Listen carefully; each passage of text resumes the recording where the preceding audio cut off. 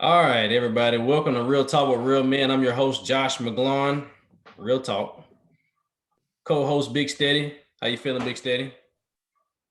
Steady. I'm steady. Steady as she goes, boss. There you go. All right. Special guest. We always have a special guest, but even more special every time we got Mr. Wayne Stuart in the building. Wayne Stuart in the building. Happy to be here. Intellectual being, a whole nother level type stuff. I feel like every time we talk, it's like it gets to another level. Wow. And you open up a compartment of my mind that I didn't know was there. Wow. But I like that. I think it goes both ways, though. I think it goes both ways. I received that as well. Speaking of both ways, Quill, you see what's in his background? The lion. I'm looking for his background now. I do see the lion. Yeah, he's got one. I think it was the first show that we shot. I saw it. Lion in the background. I saw it.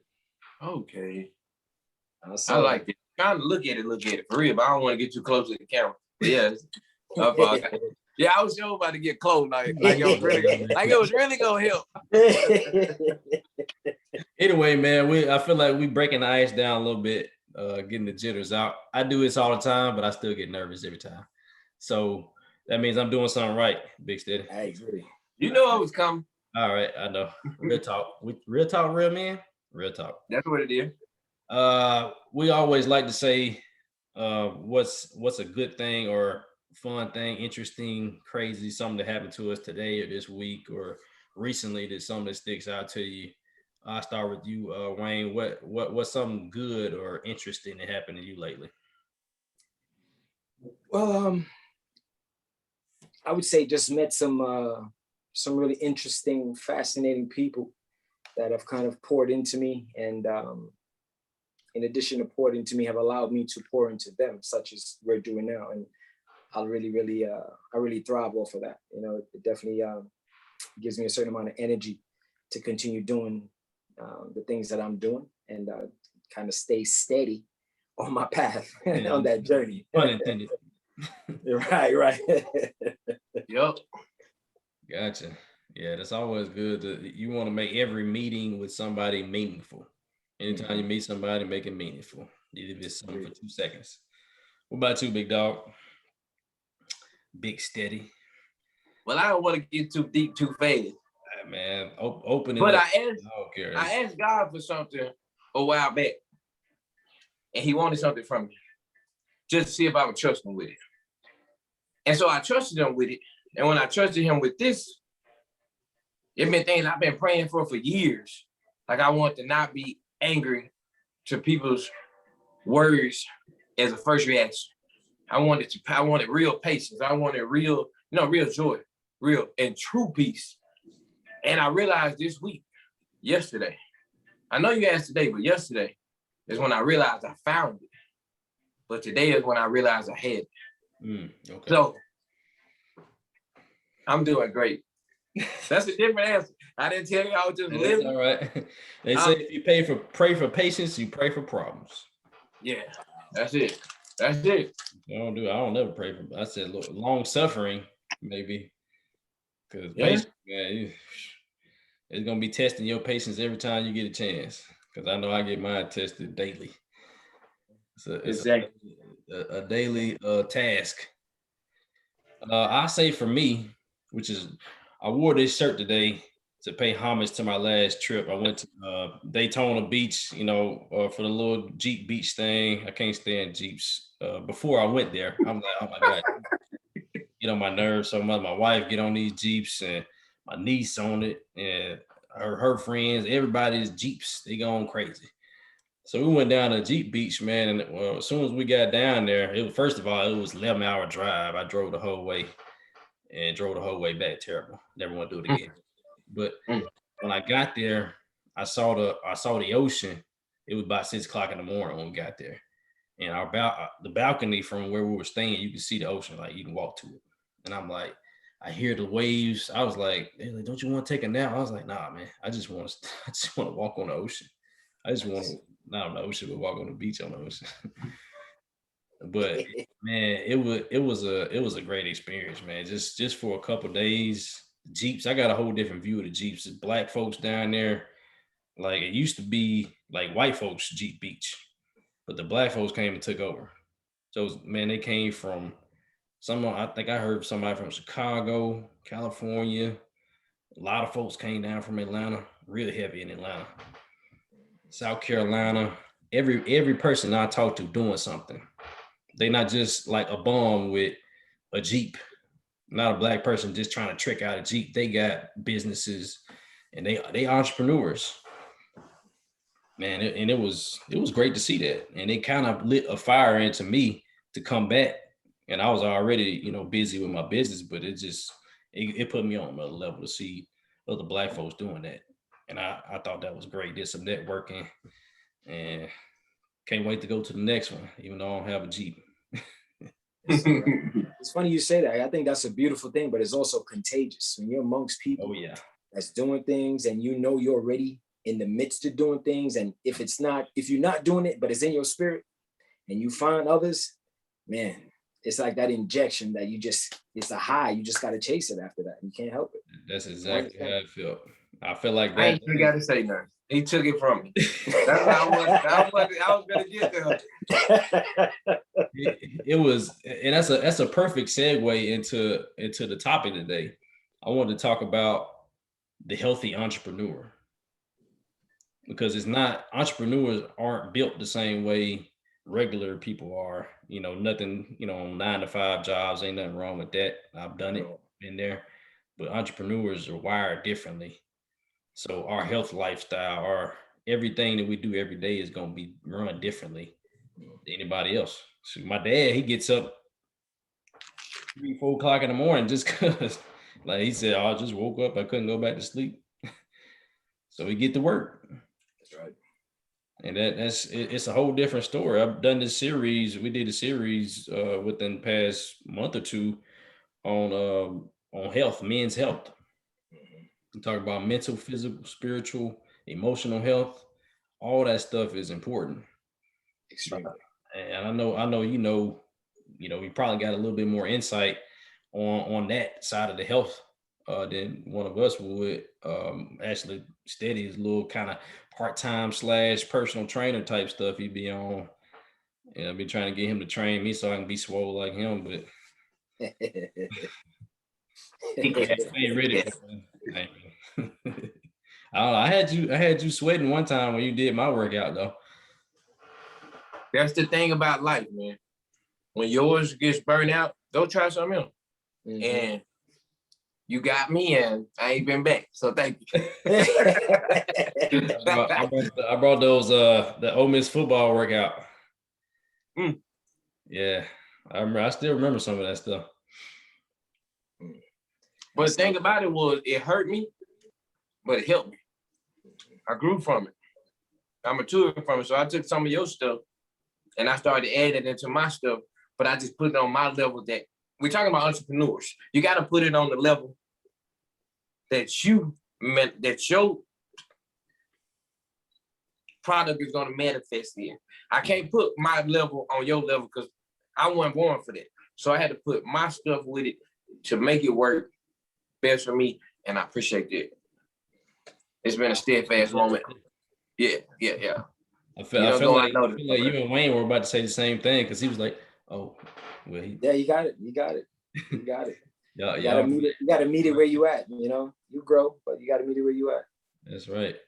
For me, how would you say entrepreneur or businessman's like lifestyle, health, day-to-day business is different from somebody that does like a 9-to-5 or or just a hourly job or salary or whatever?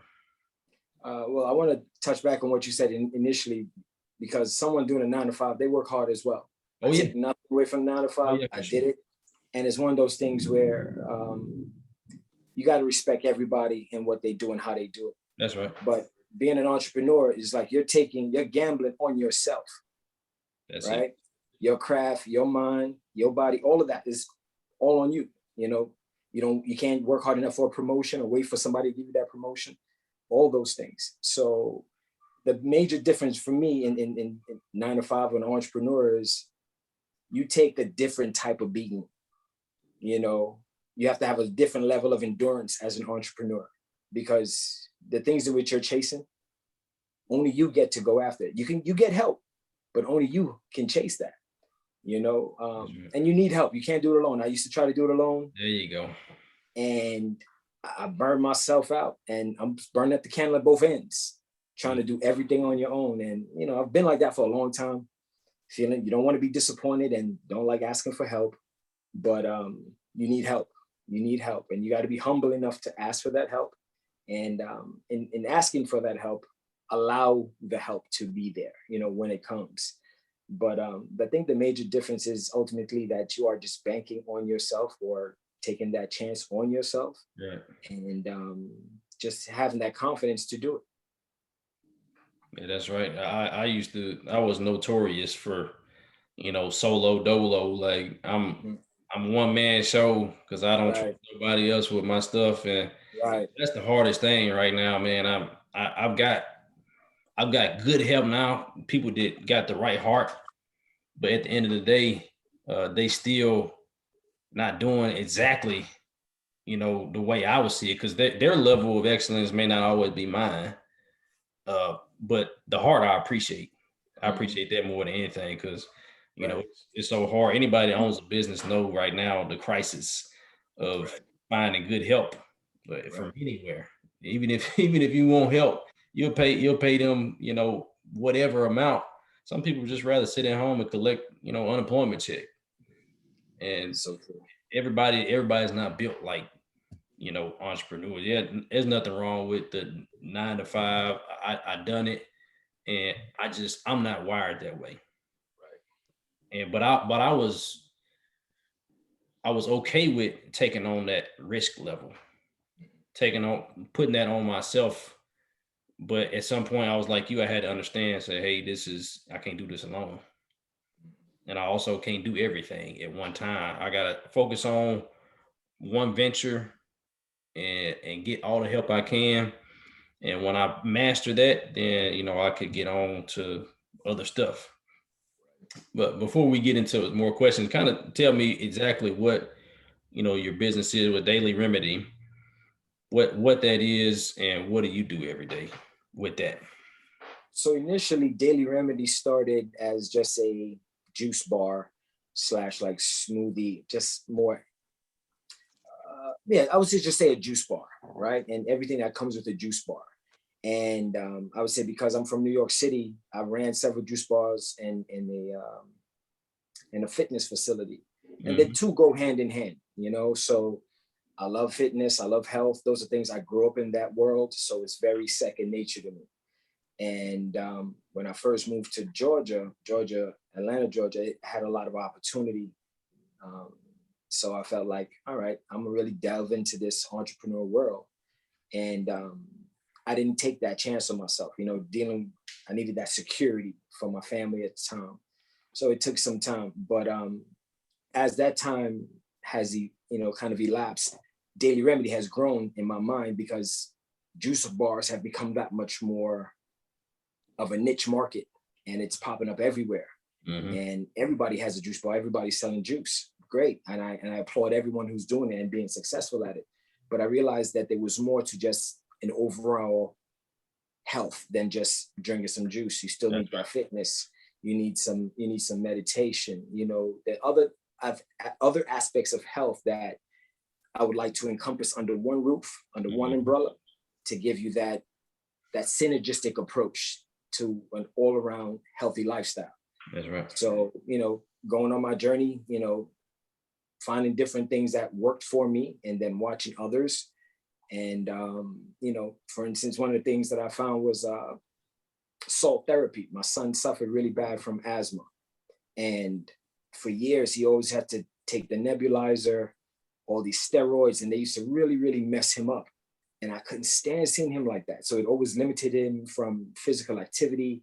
He just couldn't do too much. Otherwise, he'll be down and out. He'd be out of school for like almost a week half the times.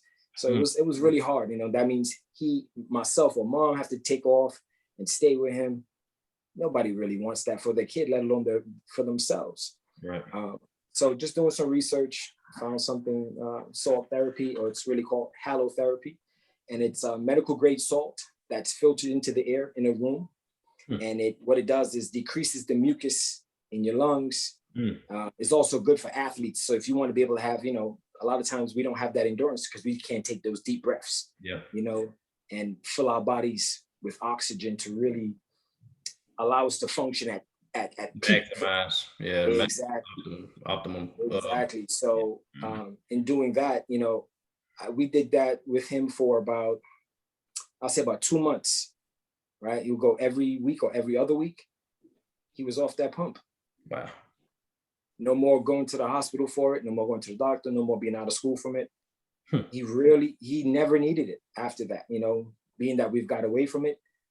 1 or 2 times he might need it, but it was triggered by allergies because he has allergies. So, you know, out here in Georgia, you know, I call it green snow.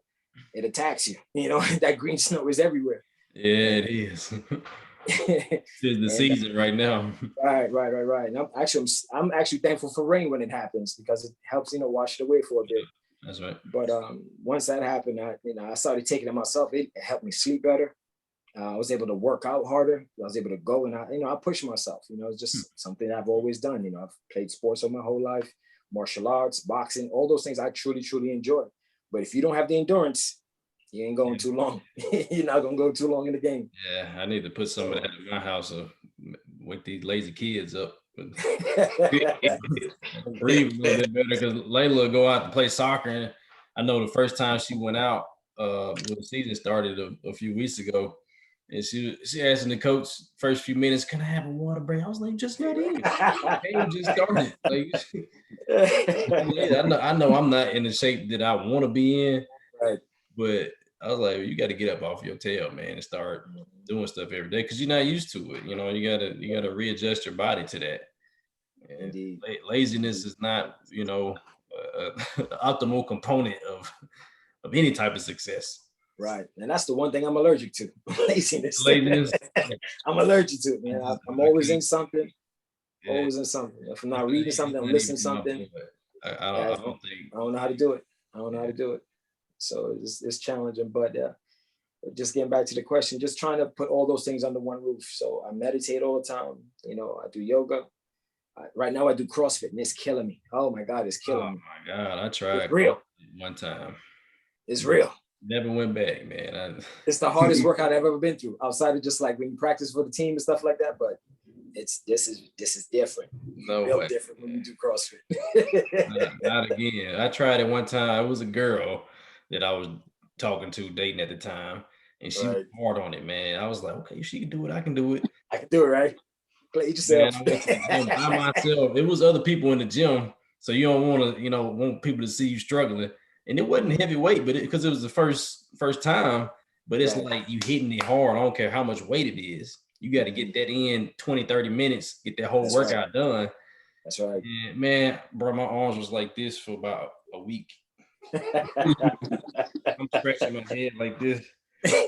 I'm like, no way, I ain't never doing CrossFit again. I'd rather go try out for the NFL team. I like it because it's something I've never done before. So that challenge, and I have no shame in my game. I'll run straight to the garbage can and I'll go to the bathroom and pray to the porcelain gods as I'm letting it out.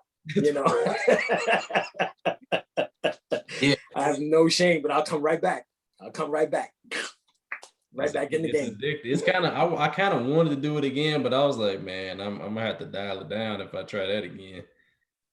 I like the spot that I go to because, you know, one of the coaches, he tells me, hey, take it easy. I know you got the strength, but it's the endurance that, you know, I truly lacked. You know, the strength, lifting this and pulling this, carrying that, not a big deal. But do it 4, 5, 6 times. Not the same. Not the same. With no breaks. Not the same. You put your body in the shock. You're like, your body's like, what are you doing? Yeah. Like, you've never done this before. What is wrong with you? But I like it. It's been good to me. That's what's up. Well, you got to push yourself. but stuff like that is it's really up here because the what is it? The body is willing, but the mind is, what is it, Big Steady? I put you on the spot. The mind, I think it's the mind. The mind is with the spirit is willing, but the mind is. Oh, now I gotta find it. You put me on the spot. Okay, hold on. Go back. I'll be back. Right. But that was kind of getting me into a segue for, entrepreneurs have to push themselves. Like you said, the risk is all on you. Like if you go to work, you can. The mind is willing, but the flesh is weak. That's it. Oh, okay, gotcha. Okay. That works the same way. Flesh, body, all that stuff is all in together. It's everything. It's weak. Until you break it. Indeed. And even when you break it, it's still weak. It's just the choice. Are you gonna let it take you, or are you gonna take it? Now I might be too deep now. Don't worry about it. I'm sorry. I'm a bad guy there. I'm coming back.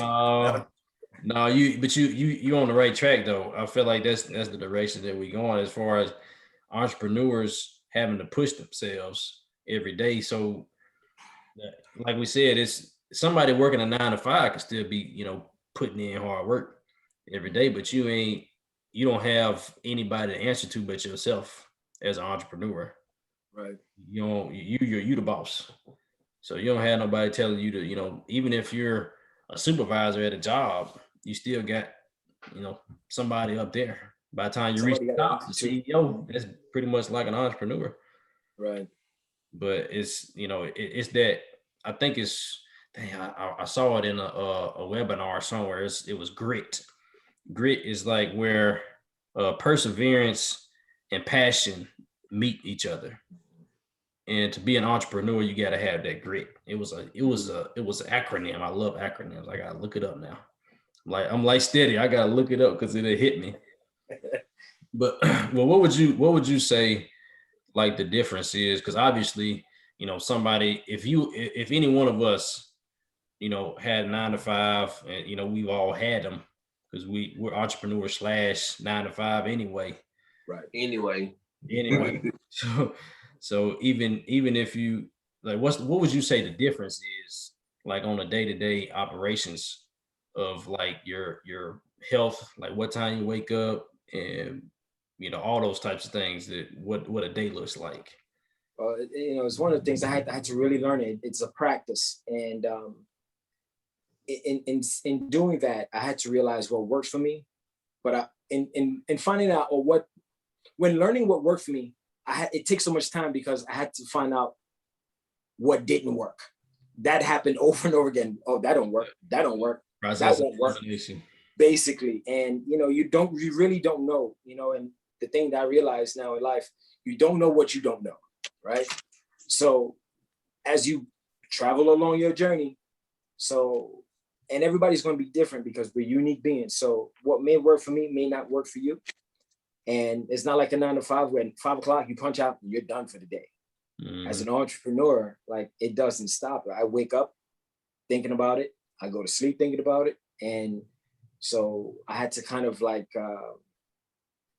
curate my day based on what is going to be most beneficial for my mind, my body, and my spirit, and to be the most productive. So, I don't go to bed past 11 o'clock. But I always wake up about 4:30, 5 o'clock. So I get a minimum of 5.5, 6 hours of sleep. Yeah. As soon as I wake up, I drink a bottle of water, 16 ounces. If I don't have my tank of water, which is like a half a gallon, but I don't drink the whole half a gallon, at least a bit chug. Yeah, just like that. I promise you, just like that. And right after that, I meditate, I stretch and I meditate. I got to get my mind right. I've truly believed the way you start your day is the way how you're going to be able to manage the day. That's right. So I don't take on anything. I don't talk to nobody before 9 o'clock. No one gets my day. No one, I can't give it to you. I don't look at emails. I don't look at social media until past 9 o'clock. Same thing at night. I don't look at anything past 10 p.m. half the time, and then from 10 to 11, I'm normally reading something to enrich my mind and calm me down, take it easy. 6 o'clock, normally about 6:45, I'm at CrossFit. And if I'm not at CrossFit, I'm working out at home. And then, you hit your 9 to 5 aspect of your day. And I normally, I give myself a lot of grace, a lot of patience, knowing that anything can come up, and I try not to react. I respond. So I take the time to think about what's happening, how I feel about it, how it resonates with me, and then I respond accordingly. I always make sure I find the time to invest in self. It's very important. For a long time, I didn't know what self-love was and how to be, mindful of what it takes to invest in self, so starting with my health, I prep on Sundays. From Sunday, I meal prep on Sunday all the way for Wednesday. And then Wednesday, I prep for Wednesday through Saturday. So my meals are taken care of. I don't got to think about it. Same thing with my clothing. I'm like a cartoon character. I got the same couple of outfits that I wear every week. I don't play that. I wash it and it's right back on there. I don't want to make decisions that I don't really have to make. I got too many other big decisions I got to make on a regular basis. So they're there. They're clean. It's there in the closet hanging. I just pick it up and go. I don't want to spend time what I got to wear. My meals are prepped. I make sure I work out. That's very impactful for me because, it's not about being buff and stuff like that. Yeah. That's like the little cherry on top, but it's that determination, that perseverance to push through those hard times. That 6:30 to 7:30 or 6:45, 7:45 workout, that's the hardest part of my day. That's the hardest part of my day. Everything else is cake after that. That's your daily remedy. Pretty much. And then, Friday is my self-love day. So I go to the sauna. If I don't work out first, normally I work out that morning. I'll go to the sauna. It's a beautiful thing. Then I go to the farmer's market. I might go sit in the park for a minute, read, listen to some music. Then I go home or, make another errand. But other than that, I'm in my books reading, studying, learning something, listening to something. I got to be in the mindset of downloading something. For the longest time, I've had to deflect a lot of negativity within myself. And that has kind of steered me away from the things in which are truly, truly meaningful and impactful for me, let alone the people around me. And if you're a leader of your home and people looking to you, but you don't have it in you, I can't give it to you. So it took me a while to kind of learn that. And it's a process. That's right. It's a journey and it's a practice. So we talked about that on the last couple of shows about knowing within yourself, because kind of one of the things that had me on this whole men's health series was I went through, a bit of a crisis myself. I got to a point where I hit a brick wall and couldn't do anything. I felt like I was just going through the motions. I was checked out mentally, physically, everything. Yeah. And I had to take a weekend to recharge and get it back together. You had to take that time to invest in yourself. That's what entrepreneurs do. Right. That's the difference between a 9 to 5 and a real entrepreneur is they're more invested in the job. You're more invested in your business and what you're doing every day than, if you go 9 to 5, yeah, you invested, but you clock out at 5, you're going to do, if you got that level of integrity, you go 9 to 5, I'm on it. You can't tell me nothing about my job. After 5, clock it. You can't tell me nothing about my life. I'm gone. Right. But entrepreneur is, like you said, all day, every day is marinating. When you sleep, when you wake up, you're like, how can I get it today? What can I do to get it? And that's that level of investment. And you do have to invest in yourself. That's the most important thing. Like you said, you can't put anything out if you don't have anything in. Right. Yeah, my good friend Oprah told me that. She said I can't pour from empty cup. That's right. So it's and you say something about having like crisis or that trauma. As a kid you deal with a lot. And for me I dealt with a lot, and I didn't know that for the longest time I was operating from that scared little boy within myself. And I've been going to therapy for about going on 4 years now. It was one of the best things I ever did. Because there was so much I was blocking myself from so many different things. I didn't even know it. You know, that conditioning for all these years. You know, I remember I was listening to, I told you, I've been following you guys. Big Steady said something a couple of shows back, and you know, he was drinking. I fell into the same thing because I was trying to mask it. I was trying to numb it. And it was just within myself.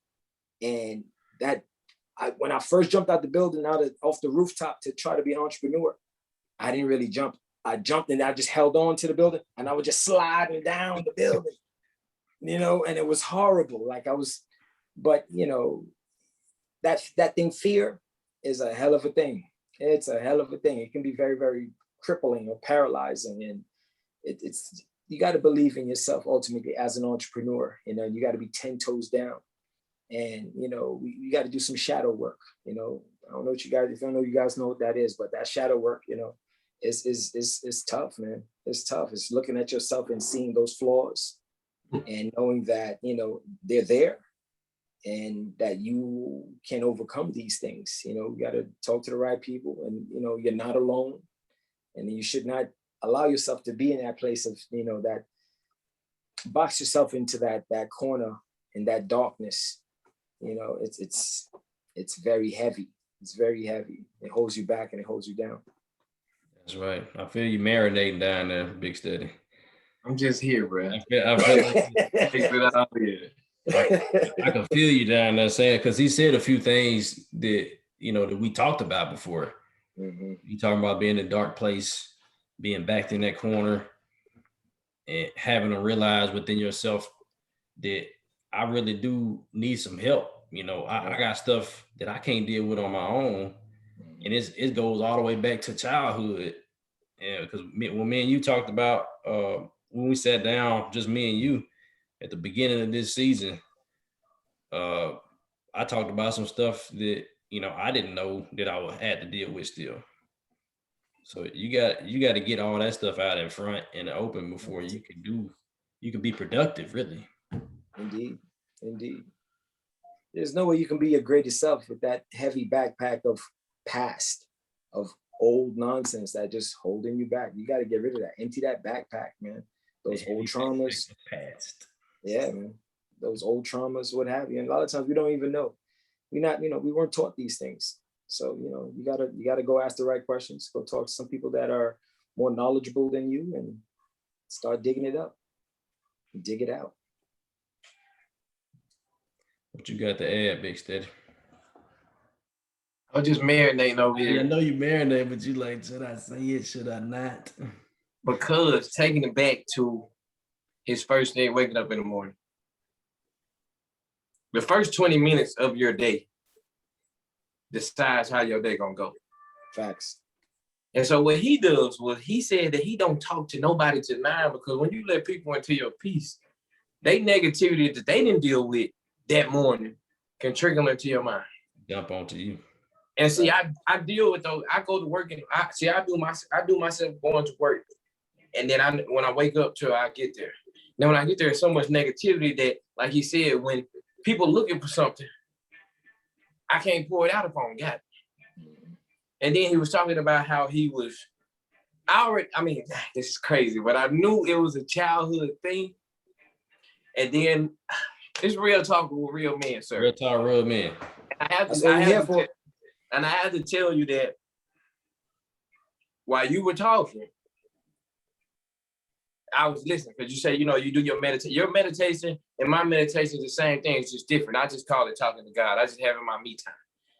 And while you were talking, he was telling me that he's going to heal the little boy in you. And I wish I had said it before you said what it was, because I didn't want to throw Jesus on you too fast, but you was really throwing him out on us because it's in you. Okay. And so I was just wanting to tell you what I was told. I hope that don't make you feel weird about me or nothing, but it's real talk. And real talk, real man.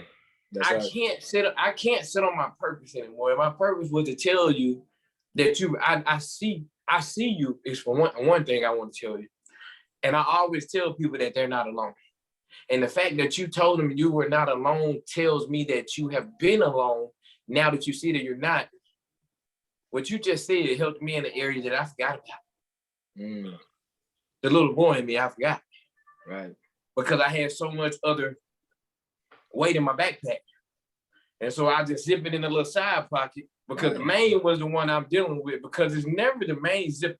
It's always the little small compartments that we got to deal with. I know we're talking about entrepreneurship, but if you ain't got your mind and your peace, there's no need to even try to do it. That's a part of it, though. That's right. This is a big part of entrepreneurship. That's the point. Yeah, I'm sorry, y'all. I just got fired up for a minute, but no apologies. Rightfully so. Let me put a disclaimer at the top, see if I can type it in. No apologies. Yeah. Hey, I ain't sorry. No apologies needed. No apologies accepted. How about that? Hey, I was just being real. And hey, I don't know if you hear this enough, sir, but I want to tell you, I don't even know what you do outside of what you just told me, but I'm proud of you. And I don't lie to people to sound good. I want you to know that. I'm proud of you. I want you to hear that. I am proud of you because I'm proud of the person that you was. Yes, the person that you was yesterday. You're not even them today. We ain't in church. Let me get out of here. Let me. You don't got to be church to talk real. You don't got to be in church to talk real. There you go, because the church is in me. I'm sorry. It's inside of me. So wherever I go. You speak it from your standpoint. I love it. I appreciate it. That's it. And I would say the same thing back to the both of you, because I'm speaking to both of you. I'm proud of both of y'all. You know, y'all taking this chance to be seen and to talk to us as men. And, you know, you don't see this a lot. It's easy for women, as they say, to have these conversations and just have this back and forth. But we being organic. We're being genuine, being authentic with each other. We need more of that within us as men as a whole, especially us as Black men. So with that being said, this is healthy conversation. And if you're speaking from church, I accept it. I may not go to church and believe in the same things, but we talking about the same thing as men and healing ourselves and being the best version of ourselves that we can be. Rightfully so. I welcome that. And I'm thankful. I'm grateful. That's what it was about, man. That's what one more thing you had said, dang, it was one thing you said. The fact that you had quoted something I said 2 or 3 shows ago, let me know that I was on the right page. Because, you know, every day, especially in entrepreneurship, you feel like, am I still supposed to do this? See, my entrepreneurship ain't really making money. Mine trying to save souls. I try to make a difference. I just want to be effective. So the fact that we just met and you tell me what I said, word for word, you told me. So that was telling me that keep showing my scars, keep letting it be seen, because like you said, this is really not rare for men to talk and say any type of thing. Yeah. So what I want you to do is keep being you, keep being the great you. And when I say church, that's just to ice it, because like you said, even if you don't believe in what I believe and I don't believe in what you believe, if it was that, when something hit the head on it, it ain't even about you no more. It's the heart. Heart to heart. I agree. Yeah. I agree. No matter how it got there, it's the heart that matters. Heart to heart, spirit to spirit. I completely agree. Yes, sir. And that's really what this building this foundation for this platform. That's what it's all about. Creating a space for all men. I don't care what color you are, what nationality, what your background is, what you do. You know, I want to create that space for everybody to feel comfortable to sit down and talk with each other. Because right now it's too many spaces and too many gaps in our society where it's division. It's too much division. You can't even cross the aisle to talk to somebody without questioning, you know, are you Democrat or Republican? Are you white or Black? Are you Black Lives Matter? Or you know what I'm saying? Like it's too much, man. We all, at the end of the day, we all human. And ain't nobody out there perfect. Yep. Not Trump, not Biden, not me, not you. None of us are perfect. That's right. So I'm nowhere near. And perfection doesn't even exist. Perfection doesn't even exist. You know, not as a human. No, I just strive. You just gotta keep striving every day. That's all. I just strive. That's all I can do. That's what I do every day, man. That's how I've been raised, to strive for excellence.